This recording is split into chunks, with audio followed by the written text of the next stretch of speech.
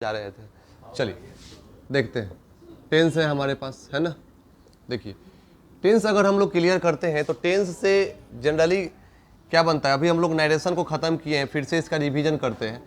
तो नरेशन जब हम लोग ख़त्म किए तो याद होगा आप लोग को कि इसमें हम लोगों को टेंस ही टेंस मिल रहा था, ठीक।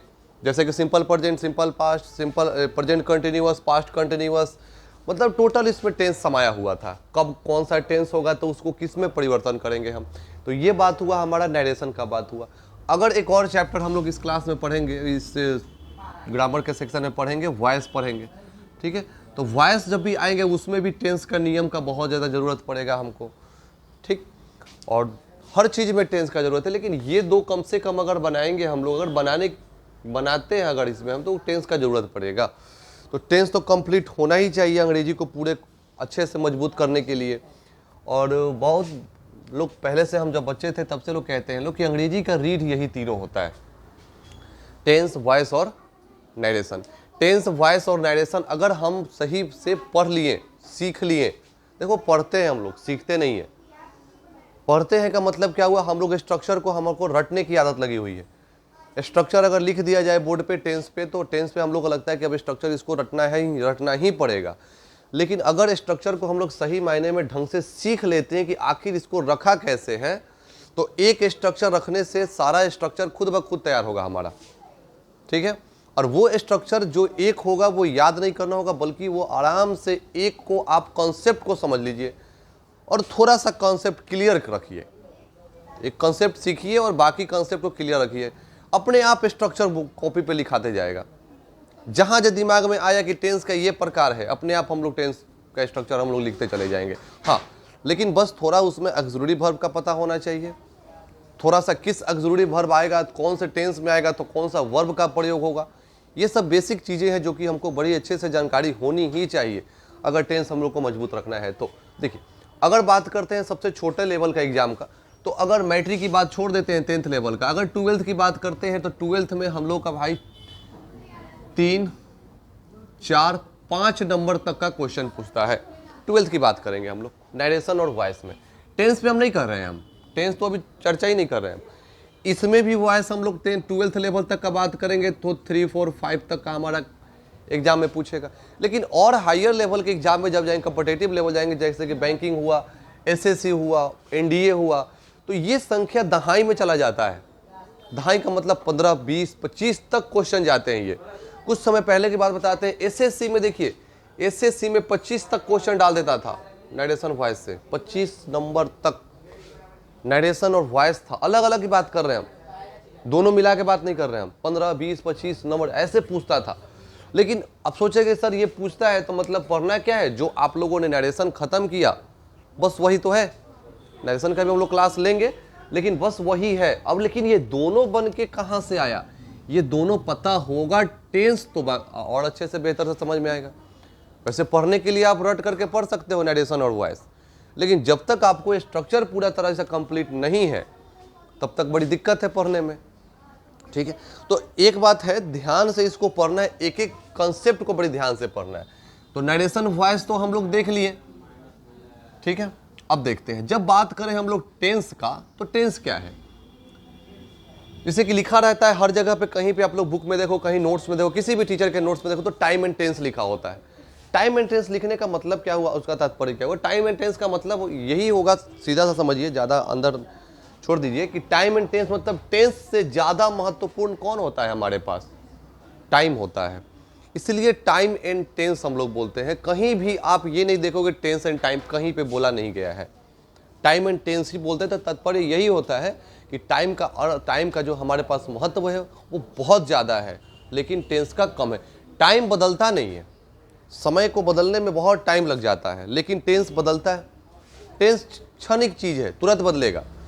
एक आदमी अभी कुछ बोल रहा है, कुछ और पहले थोड़ी देर बाद कुछ और बोलेगा, तुरंत बदला, लेकिन टाइम नहीं बदलेगा। जैसे कि सूर्य पूर्व में उगता है, इसको बदलने की ताकत इंसान के अंदर नहीं है, मतलब जीवों के अंदर है नहीं। फिर ये प्राकृतिक चीज़ें हैं ये, ठीक ना। तो टाइम कभी बदलेगा नहीं, लेकिन टेंस बदलेगा। अब टेंस किसके अनुसार बदलेगा तो वो देखेंगे। टेंस अगर बात करते हैं हिंदी का, तो हिंदी इसका क्या हो जाएगा हमारे पास, हिंदी इसका काल होता है। ठीक है, अब देखिए जब टेंस बदलेगा तो टेंस किसके अनुसार बदलेगा, तो टेंस बदलता है वर्ब के अनुसार बदलता है टेंस। समझ रहे हैं बात, एक एक स्टेप को बड़े ध्यान से समझना है। टेंस हमारा बदलेगा वर्ब के अनुसार बदलेगा। अब बात करते हैं वर्ब क्या होता है, तो वर्ब का अगर शुद्ध हिंदी जानेंगे तो वो होता है क्या, क्रिया हो गया इसका हिंदी। अब एक और चीज हमको बचपन से हम लोग को सिखाया जाता है कि वर्ब वो है जिसके अंत में ना लग गया, है ना, ना लगे, खेलना कूदना हंसना रोना पढ़ना गाना दौड़ना सोना, ये सब के सब क्या बोल देते हैं वो लोग सबके सबको वर्ब बोल देते हैं। लेकिन अगर बात करते हैं, अगर थोड़ा सा कंसेप्ट लेते हैं इसमें, अगर बात करते हैं वर्ब का, तो वर्ब दो प्रकार के, एक बात करेंगे वर्ब का तो एक वर्ब हो जाएगा हमारे पास एम भी, जिसको हम लोग मेन वर्ब कह देते हैं। ठीक है, इसका आप लोग लॉन्ग फॉर्म लिख लेना, सब कोई जानते भी होंगे सब कोई। एक होता है हमारे पास ऑक्सिलरी वर्ब। ठीक, इस मेन वर्ब को एक और चीज बोल देते हैं हम लोग, पीवी बोल देते हैं। पीवी मीन्स हो जाएगा प्रिंसिपल वर्ब, और इस ऑक्सिलरी वर्ब को हम लोग एचवी बोल देते हैं, मतलब कि हेल्पिंग वर्ब। तो वर्ब दो प्रकार के जनरली मान के चलेंगे। हम लोग को टेंस सीखना है इसलिए बता रहे हैं, वर्ब कितने प्रकार के हम नहीं पढ़ा रहे हैं, वर्ब नहीं पढ़ा रहे हैं आपको, हम आपको टेंस सिखा रहे हैं। टेंस के लिए हम वर्ब थोड़ा सा बता दे रहे हैं आपको। तो ये दोनों जो होगा, आप इसको एम भी बोलिए पी भी बोलिए, अगर इसको दोनों का अगर हिंदी हम देखना चाहें तो दोनों का हिंदी हो जाता है मुख्य क्रिया। बात समझ रहे हैं, ये मुख्य क्रिया हुआ। और अगर बात करते हैं इसके बारे में तो ये हो जाएगा हमारे पास कौन सी क्रिया, सहायक क्रिया। तो देखिए ये दोनों मिलकर के ही टेंस को निर्धारित करेगा। अगर मान लेते अब वर्ब कैसा होगा, तो एक बार वर्ब मेन हो सकता है, अब एक बार वर्ब ऑक्सिलरी हो सकता है। मतलब एक बार वो मेन मतलब एक मान के चलिए मालिक के रूप में आएगा वर्ब, और एक बार वर्ब आएगा नौकर बन के आएगा। तो जब मालिक बन के आएगा तो क्या कैसे होगा, नौकर बन के आएगा तब कैसे होगा। तो अंग्रेजी का स्ट्रक्चर अगर हम याद करते हैं तो बेसिक स्ट्रक्चर अंग्रेजी का याद करेंगे तो subject plus verb plus object, ये अंग्रेजी का बेसिक स्ट्रक्चर हुआ हमारे। ठीक, अगर इसको और थोड़ा हम बढ़ाते हैं तो एक समय ऐसा आएगा कि सब्जेक्ट में एक वर्ब होगा, अगर सब्जेक्ट में दो वर्ब दे दे, अब प्लस में ऑब्जेक्ट दे दे। काफी बार इसको समझ चुके हैं हम लोग। अगर देखिए, अगर पहचानने का तरीका ये कि सर मेन वर्ब कैसे पहचानेंगे, ऑक्सिलरी, क्योंकि वो कहेगा तो नहीं ना, वो सेंटेंस कह के तो आपको देगा नहीं ना कि देखो भाई हम मेन वर्ब है या देखो हम ऑक्सिलरी वर्ब है, वो आपको खुद से पहचानना होगा। तो आप पहचानोगे कैसे, तो याद रखना कि अगर किसी भी स्ट्रक्चर में एक ही वर्ब दिया हुआ है तो आप उसको मेन वर्ब बोल देना। समझ रहे हैं, अगर एक ही वर्ब दिया है आप उसको मेन वर्ब बोलना। लेकिन अगर वर्ब की संख्या दो तो अपने आप समझना कि पहले वाला कौन सा ऑक्सिलरी और बाद वाला कौन सा आपका मेन वर्ब आएगा। बात समझ रहे, काफी बार इसको हम बता चुके हैं। ये कॉन्सेप्ट को हमेशा याद रखना ही होगा, ठीक है ना, क्योंकि बच्चा वाला कॉन्सेप्ट है और बच्चा वाला जब नहीं पता होगा तो फिर बूढ़े वाले पढ़ के क्या करेंगे हम लोग, समझ रहे। तो मेन वर्ब और ऑक्सिलरी वर्ब पहचानने का यही तरीका। अगर एक ही वर्ब है, बात समझ में आ रहा है ना, अगर एक ही वर्ब है तो वो हुआ हमारा मेन वर्ब, अगर दो वर्ब है तो वो हमारे पास क्या हो गया, ऑक्सिलरी वर्ब है। जैसे एक बात करते हैं डू के बारे में, बात को समझिएगा, डू क्या है सो हम लोग बाद में देखेंगे। अगर बात करें केवल डी और डू, अगर इस डू की बात करें तो दो सेंटेंस होगा, आई डू इट। बात समझ रहे, एक आपके पास आएगा I do not do it, I do not do it, ठीक है ना। देखिए इसमें भी डू लगा, इसमें भी डू लगा, लेकिन इसमें दो और डू क्यों लगा, तो हम अभी बताएं यहां पे कि जब आपके पास एक ही वर्ब हो तो यही ना वर्ब हुआ डी और डू, तो ये वर्ब हुआ तो यहां पे ये किसका काम कर दिया, मेन वर्ब का काम किया। बात समझ में आ रहा है कि नहीं। लेकिन यहां पे अगर वर्ब नॉट को तो छोड़ दीजिए थोड़ी देर के लिए, हम लोग और डीपली सीखेंगे जब टेंस को तो बताएंगे हम। I do not do it, इसमें क्या होगा, तो इसकी बात अगर करेंगे भाई तो ये आपका पहला वाला कौन सा ऑक्सिलरी वर्ब और बाद वाला कौन सा मेन वर्ब। बात समझ में आ रहा है कि नहीं। तो आई डू इट, मैं इसे करता हूं, चाहे मैं इसे करती हूं। I do not do it, मैं इसे नहीं करता हूं या फिर मैं इसे नहीं करती हूं। तो मतलब है एक ही वर्ब, यही डू से ही एग्जांपल क्लियर कीजिए आप। यही डू जब अकेले आया मेन वर्ब बन गया, और जब किसी और वर्ब के साथ आया क्या बन गया, ये ऑक्सिलरी वर्ब बना, और खुद ब खुद मेन वर्ब भी है, लेकिन स्थान की बात है केवल। भाई बात समझ रहे, ये रटने वाली चीज नहीं है, बस स्थान आपको पहचानना है ध्यान से। जितनी बार आप पूछोगे बताएंगे, लेकिन इसको बड़ी ध्यान से समझिएगा आप। एक ही मेन वर्ब आया इसलिए ये एक ही डू आया, एक ही वर्ब आया इसलिए ये मेन बन गया। मालिक है, डायरेक्ट मालिक बनेगा ये। लेकिन अगर ये किसी के साथ आया तो किसके साथ आया उसके कोई बहस नहीं है। समझ रहे बात, ये रटना बिल्कुल नहीं, कंसेप्ट को याद कर लेना है। किसी के साथ आया ना तो पहले वाले को ऑक्सिलरी बोल दो, बाद वाले को अब क्या बोल दो। एक और बात याद रखिएगा, एक सेंटेंस में एक से ज्यादा मेन वर्ब नहीं होगा।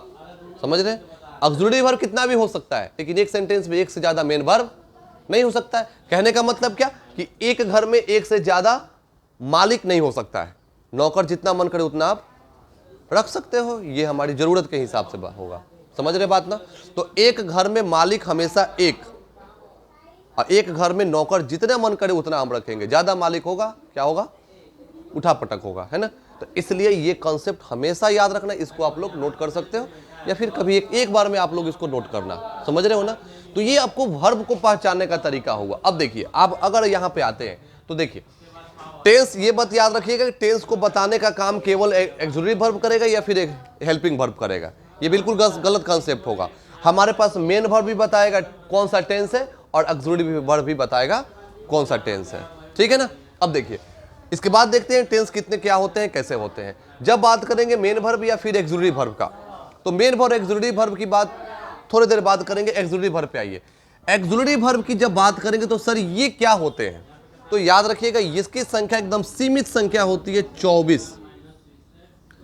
तो ऑक्सिलरी वर्ब बोले या फिर उसको हेल्पिंग वर्ब बोले, उसकी कुल संख्या कितनी होगी, ये सीमित है। जो आपको करना है यही 24 में आपको कर लेना है। 24 से आपको ना कम होगा ना फिर ये ज्यादा होगा। लेकिन ये 24 क्या टेंस में लगता है या नहीं लगता, इसकी चर्चा हम लोग करेंगे बाद में। तो क्या सर ये 24 मिलकर टेंस कौन बताएगा क्या, तो इसकी चर्चा हम लोग थोड़ी देर बाद करेंगे। जरूरत ही से हिसाब से लगेगा ही लगेगा, समझिएगा। तो एक बात याद रखिए, लेकर चलिए कि इस 24 में मात्र 12 से 13 ही ऑक्सिलरी वर्ब किसमें यूज होता है। कौन कौन यूज होगा हम देखेंगे थोड़ी देर में, लेकिन ये 24 जानेंगे तब तो। समझ रहे बात, इसका हम लोग अलग से क्लास लेंगे। ऑक्सिलरी वर्ब का अलग से हम लोग का कॉन्सेप्ट सिलेबस में आता है। अब बात करेंगे sir main verb helping verb का। तो ये मेन वर्ब की संख्या निश्चित हम बता नहीं सकते, ये हमारे बस की बात नहीं है कि मेन वर्ब कितने, क्योंकि अब जब सुबह में सो के उठते हो तो रात में सोते हैं हम सब, तो कितनी हम मेन की मतलब मुख्य क्रिया में तो जो हम लोग कर रहे हैं, अभी हम पढ़ा रहे हैं आप लोग पढ़ रहे हो, ये दोनों मेन वर्ब हुआ ना जी। कब पढ़ रहे हैं ये क्या होगा, बात समझो, बात ध्यान से। अभी आप काम क्या कर रहे हो वो कौन सा वर्ब, कब काम कर रहे हो, कि अवस्था क्या है आपकी, तो वर्तमान में, अभी, तत्काल। तो बोलोगे आप कि सर जब आप बोल रहे हैं तो हम लोग पढ़ रहे हैं, बात समझ रहे हो ना। तो ये टेंस का निर्धारण करेगा आपका। बात समझ में आ रहा है नहीं। आगे देखिए, तो भाई आप इसकी संख्या नहीं बता सकते हो, ये संख्या अनिश्चित होगी। आपको अगर एक दिन का ड्यूटी दे दिया जाए कि सुबह में उठते हो आप और रात में सोने के पहले चलो मेन वर्ब को लिख करके लेके आओ, शायद नहीं लिख पाओगे आप, या 1000 लिखोगे तो उम्मीद है कि 1000 छूटेगा। अगर लेकिन आप मान लो कि सर सो कर उठे तब और सोने के पहले जाएंगे तब, इतना देर तक हमको याद रहेगा क्या कर रहे हैं, लेकिन हम सोएंगे तो भी तो मेन क्रिया में है ना, तब भी तो मुख्य क्रिया में है। हम सो रहे हैं ये भी मुख्य क्रिया, सोने के बाद अब सपना आपके पास आपके मन में आया वो भी मेन वर्ब।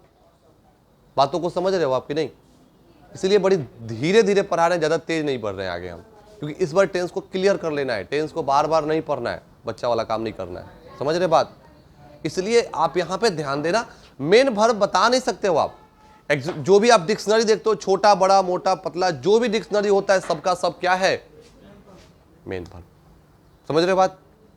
लेकिन सर ये क्या होता है, आई डू, सर यहां पे डू का मतलब क्या हुआ, और यहां पे डू का मतलब क्या हुआ, मतलब वही ऑक्सिलरी वर्ब, यही ऑक्सिलरी वर्ब है ना जी। जो कि यहां सॉरी यही ना डू है जो कि एक्सिक्यूटिव वर्ब बन गया, मेन वर्ब बन गया। सॉरी इसका हिंदी क्या होगा? तो जब ये एक्सिक्यूटिव वर्ब, बात ध्यान देना है, जब ये एक्सिक्यूटिव वर्ब मेन वर्ब बनेगा हिंदी निकलेगा। बात समझ में आ रहा है ना? जब यह एक्सिक्यूटिव वर्ब हिंदी बनेगा, सॉरी मेन वर्ब बनेगा हिंदी निकलेगा। और जब ये एक्सिक्यूटिव वर्ब बनेगा तो सामान्यतः उसका अर्थ नहीं निकलेगा।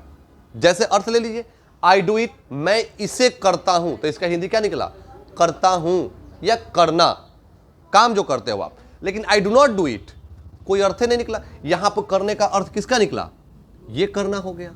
मैं इसे नहीं करता हूं, तो इसका तो कोई अर्थ बोल रहे हो आप, बल्कि ये नॉट लगाना है आपको भाई, और इस नॉट को सहायता देना है। डायरेक्ट एक बात, डायरेक्ट सब्जेक्ट के बाद आप नॉट कैसे लगाओगे? डायरेक्ट आप सब्जेक्ट के बाद, स्ट्रक्चर पे ध्यान दीजिए, नॉट नहीं लगा सकते हो। इन दोनों के बीच में एक ना एक तो चाहिए ना जी आने के लिए, दोनों को जोड़ के रखेगा। कौन जोड़ेगा? तो वही होता है ऑक्सिलरी वर्ब, अब प्लस में कौन? नॉट। बात को समझिएगा ध्यान से, ये रटना बिल्कुल नहीं कि subject plus axillary verb plus not plus verb, जो भी होगा वर्ब का प्रकार। कोई दिक्कत? फिर से पूछ रहे हैं कोई दिक्कत? तो यहां पे ये स्ट्रक्चर पहचानो, डायरेक्ट सब्जेक्ट के बाद आप नॉट नहीं लिख सकते हो। तो उस सब्जेक्ट को नहीं लिखेंगे तो कुछ ना कुछ तो देंगे ना हो, बात समझिए। तो ये क्या देंगे हम बीच में? उसको ऑक्सिलरी वर्ब। तो नॉट का, नॉट तो छोड़िए, एक अगर पहला सेंटेंस देखते हैं तो उसके बाद तो हर में ऑक्सिलरी वर्ब लगेगा ही लगेगा। कुछ लोग ऑक्सिलरी बोलते हैं, कुछ लोग ऑक्सिलरी बोलता है, अलग अलग उच्चारण होता है। तो उस पर जो लोग बोलता है उसको उस पर ध्यान देना है ना। यहाँ से बिहार से बाहर जब जाएंगे, बिहार में हम लोग ज़्यादातर इसको ऑक्सिलरी वर्ब हम बोलते हैं। बिहार से जब बाहर जाएंगे सब लोग तो उसको ऑक्सिलरी बोलता है। थोड़ा सा प्रोनाउंसिएशन जो होता है ना, उच्चारण होता है, वो थोड़ा बदलता है, ज़्यादा कुछ नहीं बदलता है। हर चीज़ों का होता है वो, सब थोड़े मोड़े चीज़ों का नहीं। तो बस ये स्ट्रक्चर बड़ी इंपॉर्टेंट है भाई। आखिर सर ये क्यों? तो यहाँ पे जब देखिए, जब यही डू मेन वर्ब आया हिंदी निकला अर्थ, लेकिन यही डू ऑक्सिलरी वर्ब हुआ अर्थ नहीं निकला, लेकिन फिर यहां मेन वर्ब बना अर्थ निकल गया। बोलिए बात समझ में आ रहा है कि नहीं? कोई दिक्कत?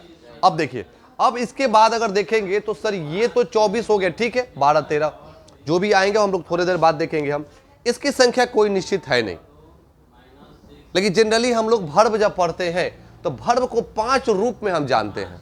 क्या होगा? वर्ब के क्लास में हम जानेंगे।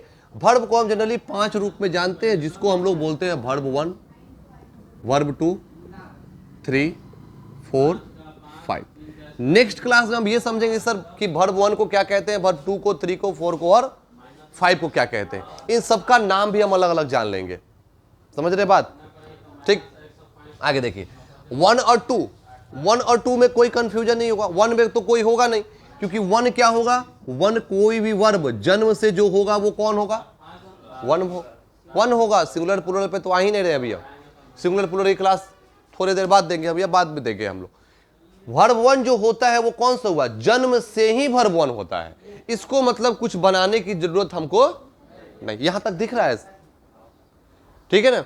ये जन्म से ही होता है, इसमें कुछ भी हमको नहीं जोड़ना है। प्ले, ये वर्ब 1।